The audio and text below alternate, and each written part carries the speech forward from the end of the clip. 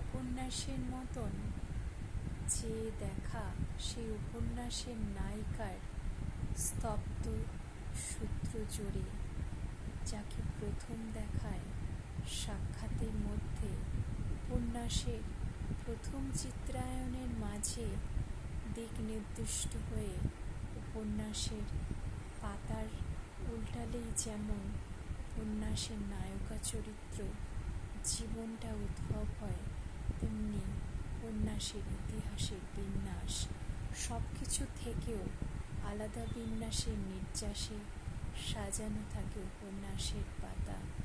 উপন্যাসের পাতার হাজারো ব্যস্ততার মাঝে নায়িকা হবার সুবাদে জীবন খোলা জানলার মতন তাকিয়ে হাজারো ব্যর্থতার মাঝে আবার নিজেকে নতুন করে গড়ার চাহিদায় খোলা জীবনের উপন্যাসের চাহিদার মতন খোলা জানলাই তো বটে, হারিয়ে আবার নতুন পাওয়ার মাঝে খোলো উপন্যাসের এক দিক চিহ্ন দিক ছাড়া অবান্বিস্ত অবাস্তব কিছু এলোমেলো কথায় জীবন যেন দিশাহারা হয়। খোলা উপন্যাসের মতন যেন পাতার পর হাজারো ব্যর্থতা ব্যথা লুকিয়ে থাকে পৃষ্ঠার এক সংখ্যা মাত্রকে বিবেচনা করে। উপন্যাস সংখ্যাকে প্রোৎহ্রষ্টকারে জীবন না দেখার বাহানায় খোলা উপন্যাসের মতন বিন্যস্ত নায়িকা হবার সুবাদে জীবন অনেকভাবে সাজিয়ে দিয়ে যায়।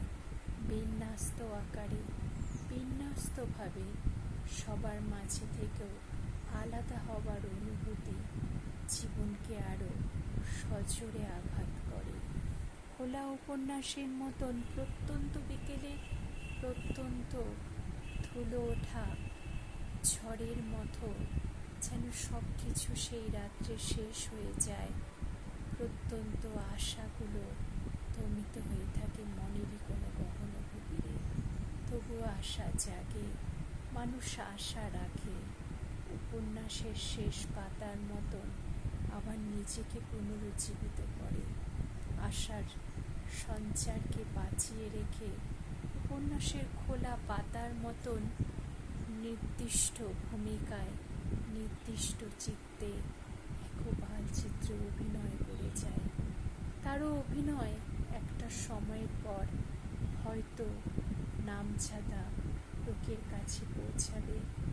উপন্যাসের পাতার মতন তার স্বপ্নগুলো হয়তো অধরা থেকে যায়, তবুও তো স্বপ্ন উপন্যাসের